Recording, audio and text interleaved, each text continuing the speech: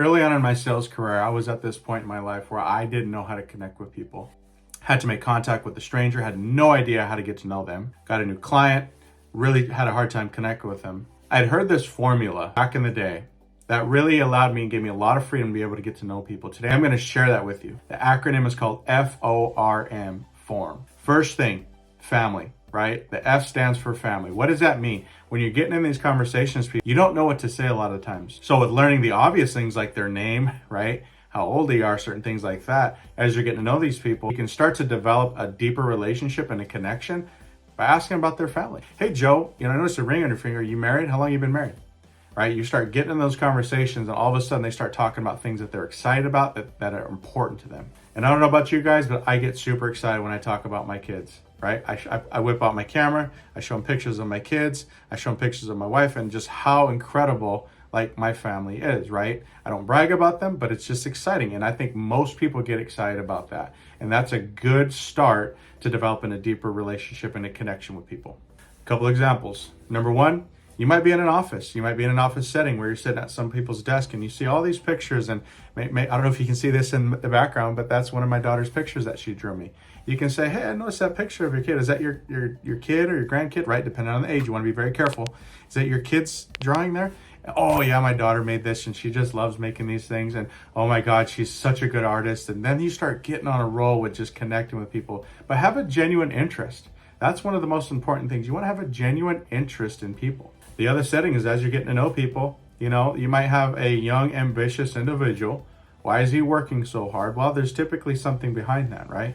Hey, Joe, man, I notice you're working here all the time. I see you here quite a bit. You're here like 50 hours a week. Gosh, why are you working so hard? You got kids, a family, you're married. I noticed you got a ring on your finger, right? You start talking about these things.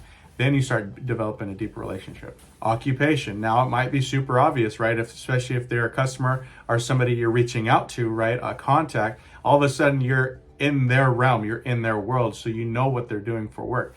But if you meet a total stranger and you're at a networking event and you meet a total stranger, all of a sudden you're like, man, I don't know what this guy do. What do you do? Those are great settings and great areas to actually get to know people where it's not awkward to ask those conversations.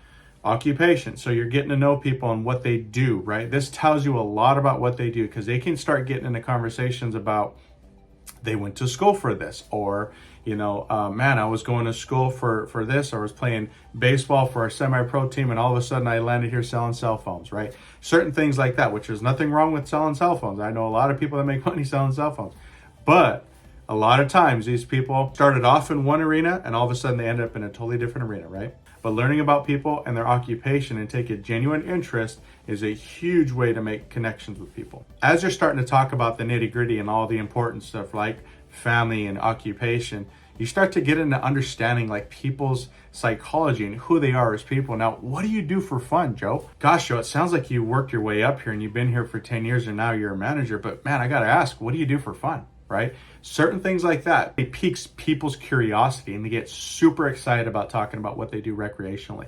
Again, you can get back to family. Oh, I love taking my family fishing. I got 2 boys. We go fishing every weekend. We like to go camping, right? Certain things like that. Or we like to go watch movies. Me and my wife like to chill out and certain things. You start developing those connections, right? And with those, you can say, you know what? I love taking my boys fishing too. Or, you know what? My wife, have you guys seen the new Maverick movie, right? You start talking about these things and all of a sudden you're getting in a very high energy type conversation. And with that recreation, you can start to get into what actually motivates these people, which brings me to my last one, motivation, right? What is their motivation? You're trying to figure out who they are as people, right? So what is your motivation? What do you do for fun? What do you do that drives you, Joe? You work 60 hours a week. You built yourself up to where now you're a manager. You got a beautiful family. You love doing good, wholesome things to spend time with your family. I got to ask you, Joe, what is your motivation? Why do you do those things? And a lot of times people do this and they'll start to think about what it is that's important to them. And a lot of times their motivation can be their family. It can be their community. It can be certain things that they're super excited about in their lives, but you'll never know that if you don't ask a lot of those certain types of questions. Now, motivation can be like, I just like having fun. I'm a single guy. I like making great money. I like going out and partying. I like doing certain things like that. All the way to, man, my whole goal is to create a legacy for my family so that I can leave something for them. I'm putting a certain amount of money away. I'm saving for retirement. For me, I want to do something that breaks my family tree of poverty, right? I want to do something that creates a legacy that my kids can stand on my shoulders, that when I die, they have something to fall on, right? That's a great motivation. Some people might have that. Okay, so let's recap. Family, occupation, recreation, and what is their motivation, right? And a lot of times from that, you can build a solid foundation so that you actually have a good relationship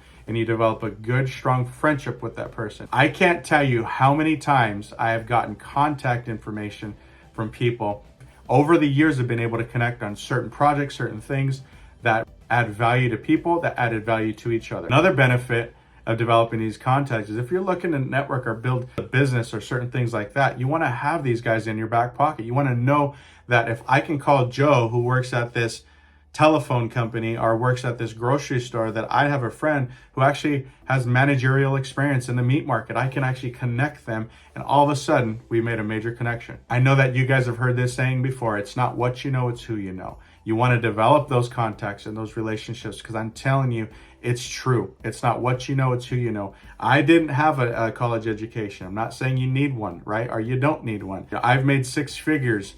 I've got a very successful 6-figure a year type business on the side, a side hustle. So I owe everything, one, to my Heavenly Father, but number two, I owe everything to the connections and the people that God has put in my life to develop those relationships and build my contact list and be able to understand my strengths and my weaknesses. And a lot of these types of people, they'll fill your gaps. If you have struggles, if you have challenges, they'll help you out. If you need questions answered, they're going to be the ones to help you. It's like having consultants in your phone book. It's amazing. If you like this video, please give this a thumbs up and consider subscribing. And if you're like me and you want to make leader shifts on a day-to-day basis, subscribe to the channel.